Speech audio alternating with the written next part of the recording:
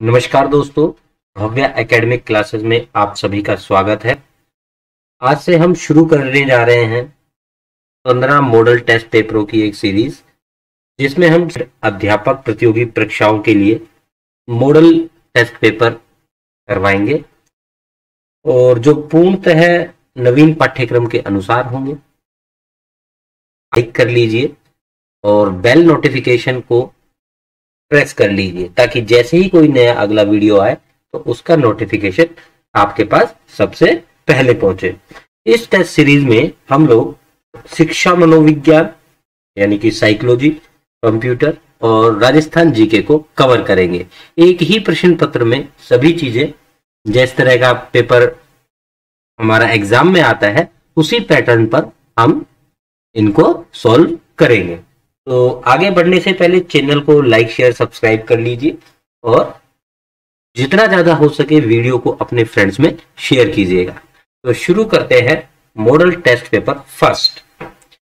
तो first question है, परिपक्वता शब्द का सर्वप्रथम प्रयोग निम्न में से किस मनोवैज्ञानिक द्वारा किया गया? ऑप्शन फर्स्ट है जर्सील्ड, आइजेनेक, गैसेल, वाइट। तो इसके लिए ऑप्शन सही हो जाएगा थर्ड, गेसेल। आगे चलते हैं, किन ग्रंथियों के विकास से बालक के संवेगात्मक व्यवहार में परिपक्वता आती है? ऑप्शन फर्स्ट है अंतःस्रावी ग्रंथियां, बहिर्स्रावी ग्रंथियां, थायराइड, उपयुक्त में से कोई नहीं। तो इसके लिए ऑप्शन करेक्ट है option number first. Third question पे आइए, सही कथन को बताइए। में फर्स्ट ऑप्शन है, विकास में परिवर्तन केवल रचनात्मक होते हैं, विकास प्रगतिपूर्ण श्रृंखला के रूप में घटित होता है, विकास से संरचना में परिवर्तनों का बोध होता है, या फिर विकास की अवस्था केवल परिपक्वता तक होती है। तो इसके हिसाब से क्वेश्चन थर्ड के लिए जो ऑप्शन आएगा वो है सेकंड, विकास प्रगतिपूर्ण श्रृंखला के रूप में घटित होता है। ठीक है, आगे चलिए।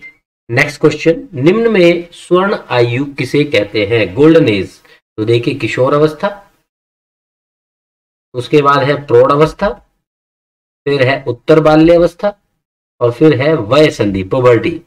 तो गोल्डन एज, एडोलसेंस, किशोर अवस्था को बोला जाता है। ठीक है, नेक्स्ट क्वेश्चन पे आते हैं। देखिए, निम्न में से कौन सा पावलोवियन अनुबंध में आवश्यक नहीं है? तो प्रबलन, सामीप्य, आनुषंगिकता, उत्सर्जित अनुक्रिया। तो इसके हिसाब से आंसर आना चाहिए आनुषंगिकता। ठीक है, तो इसकी आप थोड़ा व्याख्या भी देख लीजिए। ये क्वेश्चंस कुछ इस तरह से तैयार किए गए हैं जिनमें आपको फैक्ट फाइल भी मिल जाएगी, उससे रिलेटेड आपको थोड़ा सा एक्स्ट्रा नॉलेज मिल जाएगी। तो वीडियो को पूरा और ध्यान से देखिएगा क्योंकि बीच बीच में आपको एक्स्ट्रा फैक्ट्स भी बताए जाएंगे। ठीक है, तो पावलोवियन अनुबंधन में आनुषंगिकता एक आवश्यक तत्व नहीं है। नेक्स्ट क्वेश्चन पे आ जाइए, व्यवहार के एसआर संप्रत्ययन को अस्वीकार कर एसओआर संप्रत्यय किसने प्रस्तावित किया? वॉटसन, वुडवर्थ, गथरी, हल। तो Woodworth is the correct answer. तो ऑप्शन सेकंड सही हो जाएगा। ठीक है, इसके बाद इसकी व्याख्या देखिए, एसओआर मॉडल की उत्पत्ति का श्रेय आरएस वुडवर्थ को जाता है जो एक प्रकार्यवादी मनोवैज्ञानिक थे। ठीक है, नेक्स्ट, बाल्य अवस्था का प्रारंभ होता है 1 वर्ष की अवस्था से, 3 वर्ष की अवस्था से, 5 वर्ष की अवस्था से या 4 वर्ष की अवस्था से? तो इसका सही आंसर आएगा 3 वर्ष की अवस्था से, ऑप्शन नंबर सेकंड। ठीक है, नेक्स्ट क्वेश्चन देखिए, स्किनर के अनुसार भाषा की अवाप्ति होती है। तो देखिए, अनुकरण द्वारा, संज्ञानात्मक प्रतिनिधित्व द्वारा, उद्दीपक अनुक्रिया प्रतिमान द्वारा या क्लासिकी अनुबंधन द्वारा। तो यहां पर ऑप्शन 4 सही है, क्लासिकी अनुबंधन द्वारा। अब इसमें आप इसकी व्याख्या देख लीजिए। स्किनर का मत है कि शाब्दिक व्यवहार मतलब भाषा का पुनर्बलन सिद्धांत के संदर्भ में व्याख्या की जा सकती है। ठीक है, नेक्स्ट क्वेश्चन देखिए, निम्नलिखित में से कौन सा सिद्धांत क्रिया प्रसूत अनुबंधन में अंतर्निहित है? तो देखिए चार ऑप्शन इसके, नैमित्तिक अनुबंधन, उपयोग का नियम, अनुक्रिया सामान्यीकरण, प्रभाव का नियम। तो इसके लिए ऑप्शन 1 इज करेक्ट, नैमित्तिक अनुबंधन। इसकी व्याख्या देखिए फैक्ट फाइल, क्रिया प्रसूत अनुबंधन में नैमित्तिक अनुबंधन का सिद्धांत निहित है। नैमित्तिक अनुबंधन को ही क्रिया प्रसूत अनुबंधन कहते हैं। ठीक है दोस्तों, आगे चलते हैं। आलपोर्ट के व्यक्तित्व सिद्धांत का उद्भव निम्न में से किसके पूर्वगामी के रूप में हुआ? तो इसके चारों ऑप्शन देख लेते हैं, मनोविश्लेषण, व्यवहारवाद, मानवतावादी दृष्टिकोण और अस्तित्ववाद। तो इसके लिए ऑप्शन 3 इज करेक्ट, मानवतावादी दृष्टिकोण। ठीक है, इसका फैक्ट फाइल देखते हैं। गॉर्डन ऑलपोर्ट का व्यक्तित्व सिद्धांत एक ऐसा सिद्धांत है जिसमें मानवतावादी व व्यक्तिवादी दृष्टिकोणों से मानव व्यवहार का अध्ययन करने पर का अनुपम संगम देखने को मिलता है। ठीक है, अगले क्वेश्चन पे आ जाते हैं। निम्नलिखित में से कौन सा व्यक्तित्व का प्रक्षेपी परीक्षण नहीं है? तो चारों ऑप्शन देख लीजिए, सैक का वाक्य पूर्ति परीक्षण, शब्द साहचर्य परीक्षण, होल्ड्समैन शाही धब्बा परीक्षण, ठीक है, या फिर अलेक्जेंडर पास एलोंग परीक्षण। तो इसके लिए option 4 is correct, Alexander pass along परीक्षण। इसकी व्याख्या देखिए, सैक का वाक्य पूर्ति परीक्षण, शब्द साहचर्य परीक्षण, होल्ड्समैन शाही धब्बा परीक्षण, ये सभी परीक्षण व्यक्तित्व के प्रक्षेपी परीक्षण हैं, परंतु अलेक्जेंडर पास एलोंग परीक्षण प्रक्षेपी परीक्षण नहीं है। करेक्ट। नेक्स्ट क्वेश्चन देखिए, निम्नलिखित में से कौन सा व्यक्तित्व मूल्यांकन की विधि नहीं है? जैनिक विधि, मन झंझानकरण विधि, केस अध्ययन विधि, प्रक्षेपण विधि। तो इसमें ऑप्शन 2 इज करेक्ट, मन है संजाकरण विधि। ठीक है, आइए नेक्स्ट क्वेश्चन पे चलते हैं, जिसको हम मन झंझानकरण विधि को हम ब्रेन स्ट्रॉमिंग भी बोलते हैं। ठीक है, अगला देखिए, सूची 1 के पदों का सूची 2 से सुमिलन कीजिए, मतलब हमको इनको मैचिंग करना है। तो देखिए TAT, पहले इस क्वेश्चन को करने से पहले इसकी फुल फॉर्म आप थोड़ा सा देख लीजिए, आपको अंदाजा लग जाएगा। देखिए TAT, थैमेटिक एप्रिसिएशन टेस्ट टैट। ठीक है, TAT क्या है? थैमेटिक एप्रिसिएशन टेस्ट। 16PF, ये क्या है? कैटेल ने बनाया है। इसके बाद IPQ, आइजेनिक पर्सनालिटी क्वेश्चनेयर्स। ठीक है, EPPS, Edward personal preference schedule. Correct. अब आइए इसके मैचिंग पर। तो देखिए TAT को मैच करेंगे हम मरे से। तो TAT किसने बनाया था? मरे ने बनाया था, हार्वर्ड विश्वविद्यालय यूनिवर्सिटी में। इसके बाद आइए 16PF में आएगा कैटेल। इसके बाद IPQ, इसमें आएगा आपका आइजेनिक, और IPPS में आएगा आपका कौन सा क्वेश्चन, कौन सा ऑप्शन आएगा? एडवर्ड, जो बच गया वही आएगा। ठीक है, आइए नेक्स्ट पर चलते हैं। इसके हिसाब से ये ऑप्शन 3 इज करेक्ट, 3 4 2 1। नेक्स्ट आ जाइए, पूर्व प्राथमिक का अर्थ है, पहला है बालकों को खेल खिलाना, बालकों को प्रयोग करवाना, बालकों को भ्रमण करवाना, या निश्चित उद्देश्यों पर आधारित अनियमित शिक्षा देना। तो पूर्व प्राथमिक का अर्थ क्या हो जाएगा? कुछ निश्चित उद्देश्यों पर आधारित अनियमित शिक्षा देना। तो ऑप्शन 4 सही हो जाएगा इसके लिए। नेक्स्ट देखिए, पाठ्यक्रम व शिक्षण विधि में गुण होना अनिवार्य है। तो ऑप्शन 1 कठोरपन का, लचीलेपन का, पुनर्बलन का, उपयुक्त सभी का। इसमें आंसर 2 आ जाएगा, लचीलेपन का। ठीक है, आगे देखिए, पुरस्कार और प्रशंसा से बालकों में अनुशासन में रहने की प्रेरणा आती है, नियमों पर चलने की प्रेरणा विकसित होती है, अच्छे कार्य करने की प्रेरणा मिलती है। बालकों में अनुशासन, नियमों का पालन व अच्छे कार्य करने की प्रेरणा विकसित होती है। तो इसके लिए चौथा ऑप्शन करेक्ट हो जाएगा, बालकों में अनुशासन, नियमों का पालन व अच्छे कार्य करने की प्रेरणा विकसित होती है। ठीक है, आगे देखिए, आपके विद्यालय में एक अभिभावक अपने गूंगे बहरे बच्चे को प्रवेश देने के लिए आपसे निवेदन करते हैं, तो ऐसे में आप क्या करेंगे? सोचिए, अगर आप एक टीचर हैं या उस स्कूल के लिए एक अथॉरिटी है, तो आपका क्या जवाब होगा? तो आइए पहले ऑप्शन देखते हैं। उस छात्र को अपने विद्यालय में प्रवेश दे देंगे, उसे अपने अन्य विद्यालय में जाने के लिए कहेंगे, उसे प्रवेश देने से मना कर देंगे, या उसे विशिष्ट विद्यालय में प्रवेश हेतु परामर्श देंगे। तो बिल्कुल सही है, क्योंकि स्पेशल चाइल्ड है तो उसके लिए स्पेशल स्कूल होते हैं, उनके स्पेशल एजुकेशन चलती है, स्पेशल टीचर होते हैं उनके। ठीक है, तो ऑप्शन 4 इज करेक्ट। आगे चलिए, निम्नांकित में से कौन सी सह शैक्षिक प्रवृत्ति है? तो सह शैक्षिक प्रवृत्ति में कौन सा आएगा? देखो, वर्तनी सुधार, खेलकूद, पत्र वाचन या वाद विवाद। तो साफ साफ पता चल रहा है ये तो खेलकूद ही आएगा, सह शैक्षिक प्रवृत्ति। ठीक है, ऑप्शन सेकंड करेक्ट हो जाएगा इसके लिए। अगला देखिए, निम्नलिखित में से किस स्कूल या संप्रदाय ने मनोविज्ञान की विधि के रूप में अंतर्निरीक्षण विधि और प्रक्षेपण विधि दोनों को मान्यता थी? तो गेस्टाल्ट मनोविज्ञान, प्रकार्यवाद, मनोविश्लेषणवाद या सहचार्यवाद। इसके लिए फर्स्ट ऑप्शन करेक्ट है, गेस्टाल्ट मनोविज्ञान। ठीक है, नेक्स्ट देखिए, मानव व्यवहार तथा मानसिक प्रक्रियाओं के बारे में अध्ययन करने के लिए एक मनोवैज्ञानिक किस विधि पर मुख्य रूप से आश्रित रहता है? तो इसके लिए देखिए, वैज्ञानिक विधि, एक्स पोस्ट फैक्टो विधि, प्रेक्षण विधि, सह संबंधात्मक विधि। तो इसके लिए वैज्ञानिक विधि, option first is correct. Okay, अब देखिए दोस्तों, हमने यहां तक शिक्षा मनोविज्ञान के क्वेश्चन किए हैं, आगे हम जीके के क्वेश्चन करते हैं। ठीक है, एक और देख लीजिए, एक लास्ट क्वेश्चन बचा हुआ है मनोविज्ञान का। देखिए, महाद्वीपीय विस्थापन का सिद्धांत किसने प्रस्तुत किया था? तो देखिए, Alfred Wegener, Arthur Holmes, W Jason Morgan, Chrysler. तो इसके लिए option first is correct.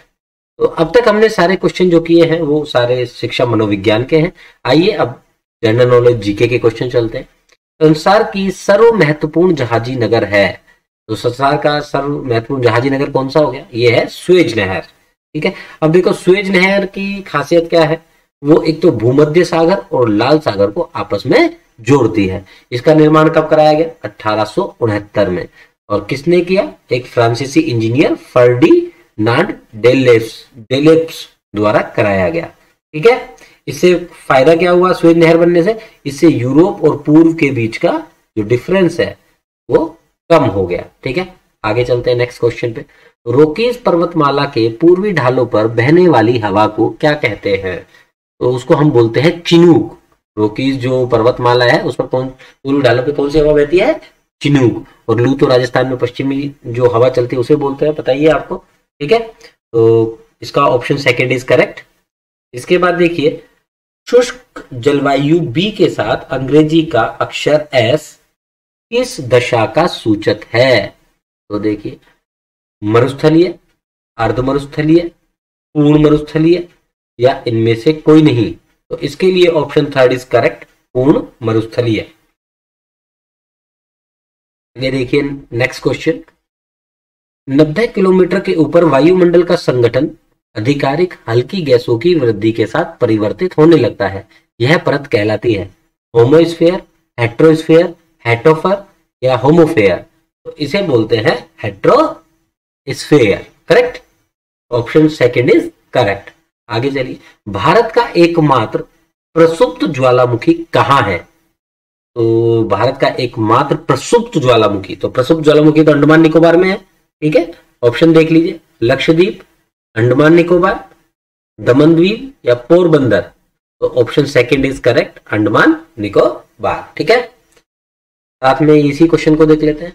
Bharat के सर्वाधिक कोयला भंडार कहाँ पाए जाते हैं? तो सबसे ज्यादा कोयला कहाँ पाया जाता है? झारखंड में पाया जाता है, सबको पता है ये तो देखिए, छत्तीसगढ़, झारखंड, मध्य प्रदेश, उड़ीसा। तो झारखंड करेक्ट हो जाएगा। नेक्स्ट आ जाइए, बंगाल के सुंदरबन क्षेत्र में किस तरह की मिट्टी का विस्तार पाया जाता है? तो लेटेराइट, शुष्क, जैविक, लवणीय। तो बंगाल के सुंदरबन में लवणीय मिट्टी हो जाएगी। ठीक है, अगला देखिए, ग्लोबलाइजेशन 1998 नामक पुस्तक के लेखक हैं। तो रॉबर्टसन, रोजेनार्ड, मैलकॉम वाटर्स, गिलपिन। तो इसके लिए option second is correct, Malcolm. ठीक है, इसके बाद अगला देखिए, भारत का प्राचीनतम पर्वत कौन है? हिमालय, विंध्याचल, अरावली, नीलगिरी। तो अरावली पर्वतमाला ही सबसे पुरानी पर्वतमाला है, सबको पता है ये तो। ठीक है, और इसकी सबसे ऊंची चोटी क्या कहलाती है? माउंट आबू, ये 1722 मीटर ऊंचा है, पता है। अब आप कमेंट बॉक्स में ये बताइएगा कि ये माउंट आबू कौन से जिले में है राजस्थान के, ठीक है। उससे पता चल जाएगा आप कितना वीडियो को स्किप कर करके देखते हैं, ठीक है। नेक्स्ट क्वेश्चन देखिए, संयुक्त राष्ट्र संघ कब आरंभ हुआ? 1944, 1945, 1946 या 1947? तो इसका ऑप्शन सेकंड इज करेक्ट, 1945। देखिए दोस्तों, पहले संयुक्त राष्ट्र संघ नहीं होता था, पहले राष्ट्र संघ हुआ करता था, ठीक है। उसके बाद संयुक्त राष्ट्र संघ का निर्माण किया गया, ठीक है। अब देखिए, इसमें 51 देश जुड़े हुए हैं, ठीक है, जिसमें करीब 25 जून 1945 को इन 51 देशों ने मिलकर एक फ्रांसिस्को सम्मेलन हुआ था, वहां पर ये सब इसके सदस्य बने, ठीक है ना। और इसके बाद जो स्थायी सदस्य है उसमें ब्रिटेन, चीन, अमेरिका, रूस व फ्रांस को मिला, ठीक है। इसके बाद देखिए नेक्स्ट क्वेश्चन पे आ जाइए आप। थारू लोगों का निवास कहाँ है? थारू लोगों का निवास है अरुणाचल प्रदेश, उत्तर प्रदेश, मध्य प्रदेश या बिहार? तो थारू लोग कहां से बिलोंग करते हैं? उत्तर प्रदेश। ये एक अनुसूचित जनजाति है जो तराई क्षेत्र में पाई जाती है, ठीक है। तराई क्षेत्र में थारू, उत्तर प्रदेश, यूपी। अगला देखिए, भारत किस गोलार्ध में स्थित है? उत्तर पूर्वी, दक्षिण पूर्वी, उत्तर पश्चिमी, उत्तर दक्षिणी? तो इसके लिए फर्स्ट ऑप्शन करेक्ट है, उत्तर पूर्वी। क्वेश्चन देखिए, भारत और पाकिस्तान के बीच निर्धारित सीमा क्या कहलाती है? तो डूरन रेखा, मैकमोहन रेखा, मैगीनॉट रेखा, रेड क्लिफ रेखा? तो देखिए, रेड क्लिफ रेखा है जो भारत और पाकिस्तान के बीच में है, मैकमोहन रेखा जो चीन और भारत के बीच में है। इसके अलावा डूरन रेखा, ये रेखा जो है वो वर्तमान में पाकिस्तान और अफगानिस्तान के बीच में है, ठीक है। आगे देखिए, भारत ने अणु संधि पर हस्ताक्षर कब किए? तो देखिए 1963, 1964, 1970 या 1972? तो इसके लिए सही ऑप्शन है 1964, करेक्ट। गिर के शेरों को रखे जाने हेतु किस राष्ट्रीय पार्क अभ्यारण्य का चयन किया गया? तो पेंच, कान्हा, बांधवगढ़, पालपुर कूनो? तो इसके लिए सही ऑप्शन है पालपुर कूनो। तो अब आप ये बताइए, गिर जो अभ्यारण्य कौन से राज्य में है? कमेंट बॉक्स में बताइएगा, ठीक है। अब देखिए, सबसे घना आबाद सार्क देश है? भारत, पाकिस्तान, बांग्लादेश या श्रीलंका? तो इसके लिए चौथा ऑप्शन करेक्ट है, बांग्लादेश, ठीक है। सलीम अली राष्ट्रीय उद्यान स्थित है? महाराष्ट्र, जम्मू कश्मीर, मध्य प्रदेश, आंध्र प्रदेश? तो इसके लिए सही ऑप्शन है सेकंड, जम्मू कश्मीर, ठीक है। ये फैक्ट फाइल आप पढ़ लीजिएगा, मैं बता देता हूं एक बार। सलीम अली राष्ट्रीय उद्यान जम्मू कश्मीर में है। ये दाची ग्राम राष्ट्रीय उद्यान जम्मू कश्मीर में स्थित है। यहाँ पर कश्मीरी हिरण पाया जाता है जिसे अंगुल बोलते हैं, ठीक है। इसके बाद देखिए नेक्स्ट, महाभारत का फारसी अनुवाद है? रज्जनामा, हज्जनामा, सीरे अकबर, यारे दानिश? तो इसके लिए फर्स्ट ऑप्शन करेक्ट है, रज्जनामा, ठीक है। विश्व में चांदी का सबसे बड़ा उत्पादक देश है? तो ये तो सबको पता है, मैक्सिको है चांदी, ठीक है। इसके ऑप्शन देख लीजिए, कनाडा, भारत, अमेरिका और मैक्सिको। तो मैक्सिको करेक्ट हो जाएगा। अगला देखिए, हीराकुंड बांध कौन सी नदी पर है? ये तो सबको पता है, ये भी वेरी इंपॉर्टेंट क्वेश्चन है, कई बार आया हुआ है, महानदी, ठीक है। इसके चारों ऑप्शन आप देख लीजिए, आपके सामने है। देखिए, अलवर रेलवे स्टेशन के पास सन 1547 में बनी 5 मंजिला गुंबद का नाम है? तो इसका आंसर होगा फतेह जंग गुंबद, ठीक है। ऑप्शन सेकंड करेक्ट हो जाएगा। अगला देखिए, भारत में पंचायती राज व्यवस्था का उद्घाटन किस राज्य में हुआ था? तो ये राजस्थान में हुआ था, नागौर बगदरी गांव, सन 1959, 2 अक्टूबर, ठीक है।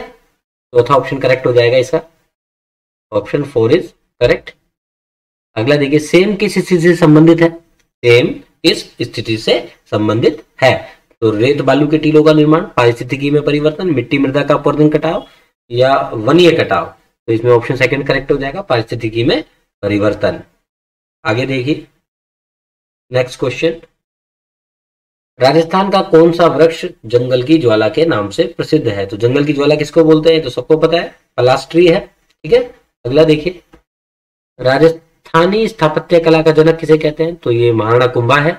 और कविराज श्यामलदास के अनुसार मेवाड़ के 84 में से 32 दुर्गों का निर्माण कुंभा ने ही करवाया था, ठीक है, जिनमें आबू का अचलगढ़ और कुंभलगढ़ का दुर्ग इन्होंने बनवाया था। फिर देखिए, राजस्थान के किस लोक देवता के साथ महमूद गजनवी ने युद्ध किया? तो ये गोगा जी हैं, जिनके साथ इन्होंने युद्ध किया। गोगा नवमी कृष्ण जन्माष्टमी के बाद आती है, आपको पता है। ठीक है, आगे देखिए, हम्मीर रासो किस भाषा का ग्रंथ है? तो डिंगल, पिंगल, संस्कृत, हिंदी। तो इसके लिए सही आंसर हो जाएगा संस्कृत।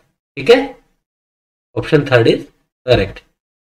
अगला देखिए, राजस्थान के लिए 2 अक्टूबर 1959 एक महत्वपूर्ण तिथि है क्योंकि, तो इसके ऑप्शन देखिए, वहद राजस्थान में अजमेर मेरवाड़ा को सम्मिलित कर लिया गया है, राजस्थान विश्वविद्यालय जयपुर की स्थापना की गई, नागौर जिले के पंचायती राज व्यवस्था को विधिवत प्रारंभ किया गया, इंदिरा गांधी नगर के नहर के पानी में ने राजस्थान में प्रवेश किया। तो इसके लिए थर्ड ऑप्शन करेक्ट हो जाएगा, नागौर जिले के पंचायती राज व्यवस्था को विधिवत प्रारंभ किया। अब देखो ये किसने किया था? जवाहरलाल नेहरू ने किया था, नागौर के बगदरी गांव से किया था और 2 अक्टूबर 1959 को किया था। देखिए अब यहाँ पर एक ही क्वेश्चन से 4 क्वेश्चन 5 क्वेश्चन तैयार हो गए हैं, ठीक है ना। तो ये फैक्ट फाइल भी आप जरूर पढ़ लें क्योंकि इनमें एक्स्ट्रा क्वेश्चंस भी हैं, कई बार पूछ लिए जाते हैं ऐसे क्वेश्चंस। तो ध्यान रखिए, फैक्ट फाइल साथ में देखिए और वीडियो को पूरा अंत तक देखिए। दोस्तों हमने करीब 50 से ज्यादा क्वेश्चन कर लिए हैं अब तक, और लाइक शेयर्स रुकने नहीं चाहिए, और वीडियो को ज़्यादा से ज़्यादा हो, जितना ज़्यादा हो सके अपने फ्रेंड्स में शेयर कीजिएगा। हम आप लोगों के लिए मेहनत करते हैं। कमेंट करके बताइए आपको वीडियो कैसा लगा। आप लोगों के सपोर्ट से और कमेंट जब आप करते हैं तो उससे हमें हमारा हौसला बढ़ता है और नए नए वीडियोस बनाने का। साथ में बेल आइकन को प्रेस कर लीजिए ताकि जब भी कोई नया वीडियो अपलोड हो उसका नोटिफिकेशन आपको सबसे पहले मिले। करेक्ट, आगे चलिए। शार्दुल खेल विद्यालय कहाँ है? तो ये अजमेर, नसीराबाद, बीकानेर, दौसा। तो सही आंसर है बीकानेर। अगला देखिए, जोधपुर जिले के किस कस्बे में प्राचीन सूर्य मंदिर है? तो देखिए, बिलाड़ा, फलौदी, ओसिया, मथानिया। तो इसका सही ऑप्शन हो जाएगा ओसिया। अगला देखिए, राजस्थान विधानसभा की पहली महिला अध्यक्ष कौन है? तो ये सुमित्रा सिंह है, आंसर आपको पता है। तो आंसर है सुमित्रा सिंह। के बाद है पालर। पालर क्या है? एक बरसात का पानी है, भूमिगत जल है, समुद्र का पानी है, या इनमें से कोई नहीं। तो राजस्थान में बारिश के पानी को पालर कहा जाता है। ये नदी तालाब वगैरह में इकट्ठा कर लिया जाता है, हो जाता है। ठीक है, अगला देखिए, राज्य का जिला जहां से कोई नदी प्रवाहित नहीं होती। जिला पूछा है, थोड़ा ध्यान रखना। तो जिला हो जाएगा नागौर। नागौर में कोई नदी नहीं है। ठीक है, आगे देखिए, खेल जगत को समर्पित शार्दुल स्पोर्ट्स स्कूल के बारे में कथन सही है? तो इसमें देखिए 4 कथन दिए हैं आपको, कौन कौन से हैं। रियासत काल में स्थापित वोल्टर नोबल स्कूल में केवल राजपूत समाज के छात्रों को ही स्कूल में प्रवेश दिया जाता था। महाराजा शार्दुल सिंह ने सन 1944 में इसका नाम शार्दुल प्रभु पब्लिक स्कूल रखा। शार्दुल स्पोर्ट्स स्कूल बीकानेर में स्थित है। उपरोक्त सभी। तो देखिए एक ही क्वेश्चन से इसके कई सारे फैक्ट्स आपको पता चल गए, तो इसके लिए ऑप्शन 4 सही है। अगला देखिए, राजस्थान का वह जिला जिसमें जवाई बांध स्थित है? तो पाली जिला है जहां पर जवाई बांध स्थित है। करेक्ट, आगे देखिए, नेक्स्ट।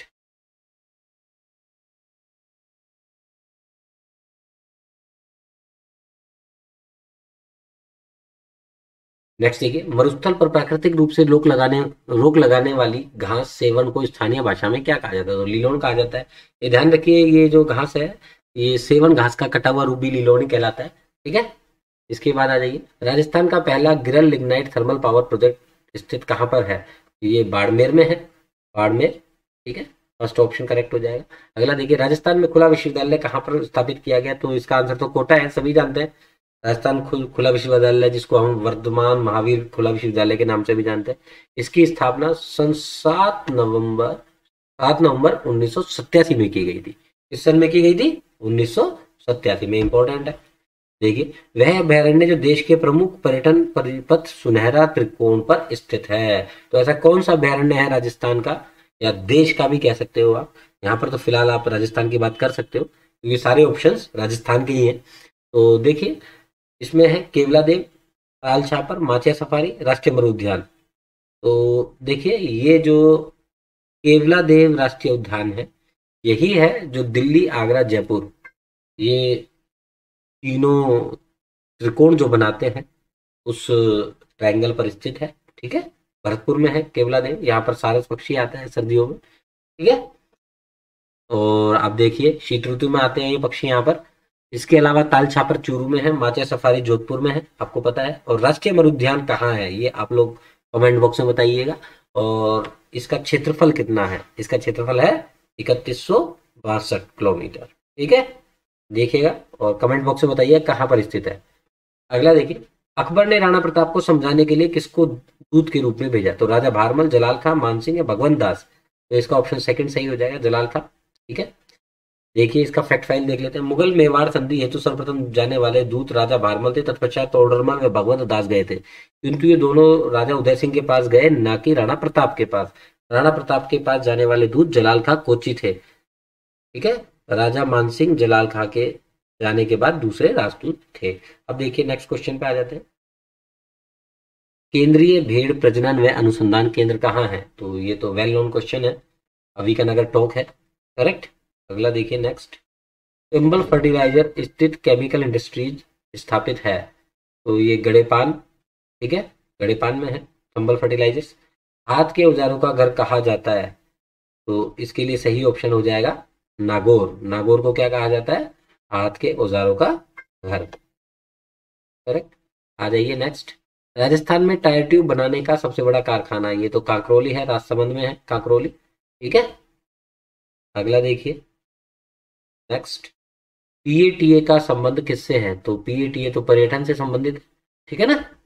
नेक्स्ट देखिए, अणुशक्ति चालक विद्युत ग्रह कहाँ पर स्थित है? तो ये रावत भाटा है। गोटन स्थान किसके लिए प्रसिद्ध है? गोटन, तो गोटन चूने पत्थर के लिए है।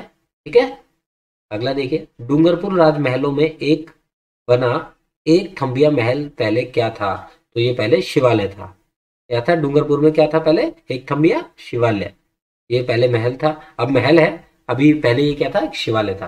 किला जो धारगढ़ के नाम से भी जाना जाता है, वो चोमू का किला है।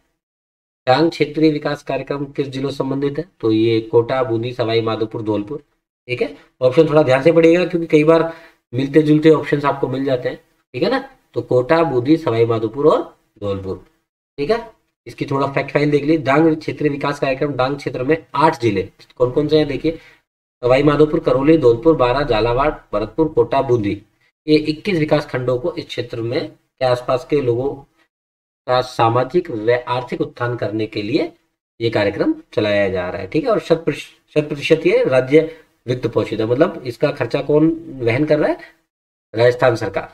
ठीक है, अब देखिए, तांबे से बना लघु आकार का बैल जिसे राजस्थान में धातु प्रतिमाओं का प्राचीनतम उदाहरण माना जाता है, कहाँ से मिला है वो? मिला है कालीबंगा। कालीबंगा मतलब काली चूड़िया। ठीक है,